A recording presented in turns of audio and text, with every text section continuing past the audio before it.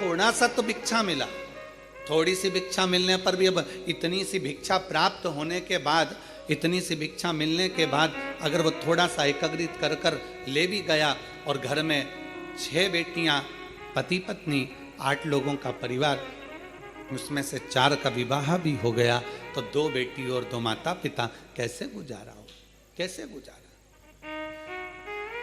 विचार किया।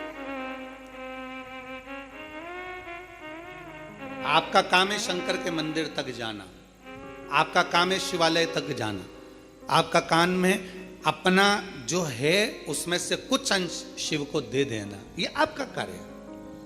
अब शिव का क्या कार्य है वो शंकर जाने।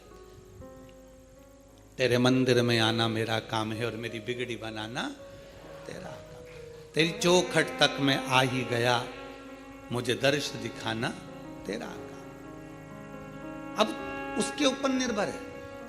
क्यों हमने अभी कथा के शुरू में कहा कि मकान मिले ना मिले पर पता मिल जाना चाहिए, भगवान मिले ना मिले पर शिव कथा मिल जाना चाहिए। उसका कारण केवल इतना सा है कि भगवान मिलता कब है, जब हम कथा को श्रवण करते हैं। भगवान राम ने शबरी को कहा, माता शबरी अम्बा के दरवाजे पर कहा कि तुम सत्संग करो, कथा श्रवण करो, संगत करो। जब तुम कथा सुनोगी, तुमने अपने गुरु मातंग बाबा के मुख से सुन लिया कि राम आएंगे, तुमने मेरा इंतजार करा। क्यों? गुरु के मुख से सत्संग में सुना था कि परमात्मा मिलेगा जरूर, आएगा जरूर, तो मेरा आगमन हो गया। उसी तरह कथा सुनते हैं हम, और कथा में ये चीज सुन लेते हैं कि मैं अगर ये करूंगी तो मेरा शंकर मेरी सुनेगा। शिव जी को 1 लोटा जल चढ़ाऊंगी, मेरा शिव मुझे सुनेगा। श्री शिवाय नमस्तुभ्यम बोलूंगी, मेरा शिव मेरा सुनेगा। मैं भगवान शंकर को इस तरह से बेलपत्र चढ़ाऊंगी, मेरा शंकर मुझे सुनेगा। इसीलिए शिव महापुराण की कथा कहती, भगवान मिले ना मिले पर शिव कथा मिल जाना चाहिए। कथा मिली कि परमात्मा को ध्यान रखना ही पड़ेगा। बकरी चलाने वाला अपने मोहल्ले की बकरी लेकर निकल गया, और बकरी वाला जब लेकर निकला है और घर के लोगों ने देख लिया कि वो बकरी लेकर जा रहा है, पहचान का आदमी और बकरी लेकर जाएगा, मतलब बकरी वाले से उसने एक ही बार कहा कि हमारे घर की बकरियां ले जा, हमारे यहाँ की गाय ले जा, चरा कर लिया ना, हमारे यहाँ का ऊँट ले जा, चरा के लिया ना, हमारे यहाँ की भेड़ ले जा, चरा के लिया ना। बकरी वाले को तो केवल एक बार कहा गया, बकरी वाला रोज ले जाता है, रोज चरा कर लाता है। अब जवाबदारी किसकी है? बकरी चराने वाले की। आएगा, बकरी नहीं आई तो किससे कहेगा क्यों हमारी बकरी कहाँ है, क्यों हमारी गाय कहाँ है, क्यों हमारा ऊँट कहाँ है, क्यों हमारी भेड़ कहाँ है, उससे कहेगा। उसी तरह शिव कथा बाचने वाला हो, भागवत कथा बाचने वाला हो, चाहे कोई संत साधु गुरुजन हो, भगवान उनको भेज देते हैं कि ये संसार सागर के लोग हैं, इनको ले जाकर परमात्मा की चौखट तक भेज देना। बस तू अगर इनको यहाँ तक लेकर आ गया, फिर आगे की जवाबदारी वो शंकर की है, फिर ओघड़दानी की है, उसके ऊपर निर्भर करता, फिर उसके ऊपर आश्रित हो जाते हैं। अब उसके ऊपर आश्रित हो जाएं, हम क्या विचार करें? शिव महापुराण की कथा कहती है, दुनिया के लोग तोड़ेंगे, आपको जुड़ना है। कितना तोड़ने का विचार? आज के जमाने में राजनीति कोई साधारण हो गई क्या? आज के जमाने की राजनीति देखिए, ब्राह्मणों को तोड़ दिया, क्षत्रियों को तोड़ दिया, वैश्य को तोड़ दिया, शूद्र को तोड़ दिया, 4 वर्णों में चारों को तोड़ कर रख दिया। और वहां अगर आज भी हम लोग एकजुट नहीं हुए तो आने वाला समय हमको रुला देगा। आपकी जेब में 100 का नोट है? अरे बोलो तो जम के, चलो ठीक है। 100 रुपए के 4 हिस्से करो, कितने कितने हो गए? जम के बोलो, 25-25। ठीक है।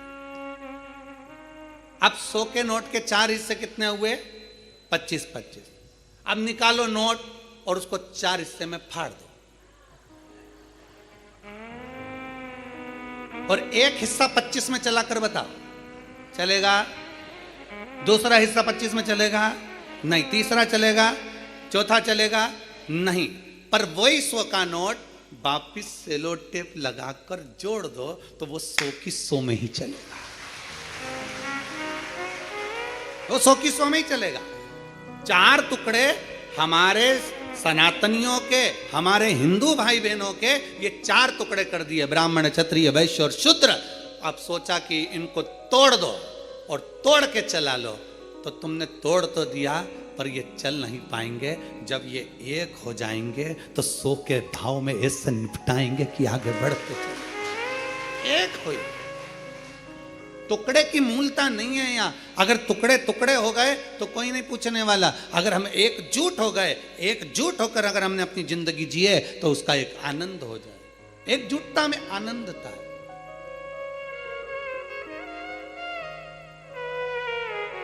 और वो एकजुटता की आनंदता हमारे जीवन की एक आनंदता को सुख प्रदान करती है कि हम कैसे अपने जीवन को जी सकते हैं।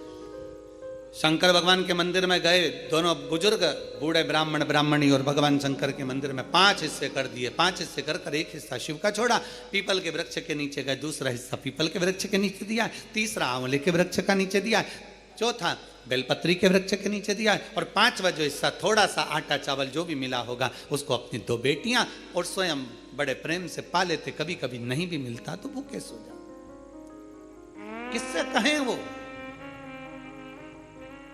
4 बेटियों का विवाह करा, वो भी दुखी, किससे जाकर कहे, किससे विनय करे। शिव महापुराण की कथा कहती है जब एक लड़की का विवाह हो जाता है और वो अपने ससुराल पहुंच जाती है, और ससुराल में पहुंचने के बाद जब वो देवाधिदेव महादेव को 1 लोटा जल चढ़ाती है तो वो लड़की का चढ़ाया गया, बहू का चढ़ाया गया, बेटी का चढ़ाया गया जल, 1 लोटा जल वो साधारण नहीं होता। पुरुष जब शिव पर जल चढ़ाता है तो उसका खुद का कुल तरता है, पर घर की बहू, घर की स्त्री, घर की माँ, घर की बेटी जब शंकर भगवान को जल चढ़ाती है तो उसमें से आधे जल का हिस्सा उसके मायके वालों को मिल जाता है और आधे हिस्सा उसके ससुराल वालों को मिल जाता है। 71 पीढ़ी वो मायके की भी तार रही है और 71 पीढ़ी वो अपने ससुराल की भी तार रही है। 71 पीढ़ी वो यहां भी पार लगा रही है और 71 पीढ़ी वहां भी पार लगा रही है। आधा हिस्सा इधर का हो गया, आधा हिस्सा उधर। एक नारी जब विवाह हो जाता है, घर पहुंच जाती है, उसका 2 गोत्र हो जाता है, अपने नाना नानी का अर्थात उसके मायके का गोत्र और उसके ससुराल का। जब उसके 2 गोत्र हो, स्त्री के 2 गोत्र हो जाते हैं पर पुरुष के 2 गोत्र नहीं होते, उसका एक ही रहता है। तो ब्याह कर लाएगा पर उसका गोत्र नहीं, वो मान्य होगा।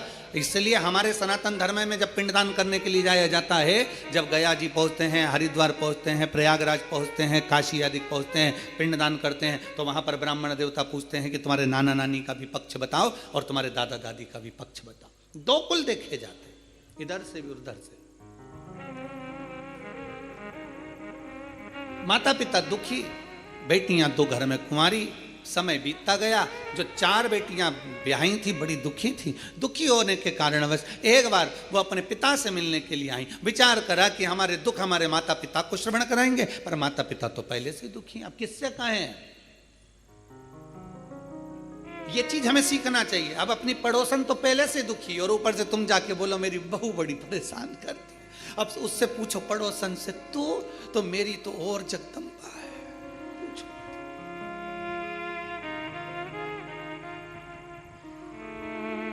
कोई तन दुखी, कोई मन दुखी, कोई धन बिन रहत उदास, तुलसी या संसार में सुखी राम का दास। इस संसार में केवल एक सुखी है, वो भगवान का जो दास है, परमात्मा की जो शरणागति ग्रहण करने वाला है, भगवान का जो भजन करने वाला है, बस वो सुखी है। दामोदर मास की कथा, कार्तिक मास की कथा कहती है, बेटियां दुखी होकर, उनको नहीं मालूम था कार्तिक का महीना था, दामोदर मास था, बेटियां आज अपने पिता के घर आ गई। पिता के घर आती और पिता के घर में बेटियों ने 4 बेटियां आकर निवास करने लगी। पिता की आंख में जले, मैं क्या दूं इनको। अभी तो मेरे पास में इनको देने के लिए भी कुछ नहीं है, मैं इनको क्या प्रदान करूं। कार्तिक का महीना, दामोदर मास, दोनों बुजुर्ग माता पिता ने स्नान करना प्रारंभ किया। कार्तिक का स्नान करते, शिव के मंदिर में जाकर सेवा करते, चाकरी करके दोनों पति पत्नी कुछ भिक्षा के लिए बैठ जाते। बैठते भिक्षा के लिए जो मिलता लेकर 5 हिस्से कर घर पहुंच जाते। अब 5वां हिस्सा होता भी इतना सा कि एक गासा मतलब एक कोरा, रोटी का टुकड़ा या इतना सा चावल मुख मुख में पहुंच जाए,